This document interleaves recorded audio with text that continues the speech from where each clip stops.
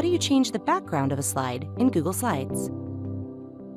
A background is the color, gradient, or picture behind your slide's content.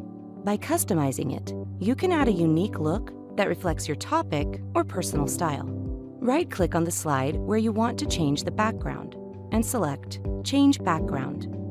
To the right of Color, click the box and choose a color, then click Done. You can also add an image found on the internet or saved in Google Drive or on your computer. To do this, repeat the previous step and select Change Background, but this time click Choose to the right of Image. Choose an image, then click Select. To apply the image as the slide background, click Done.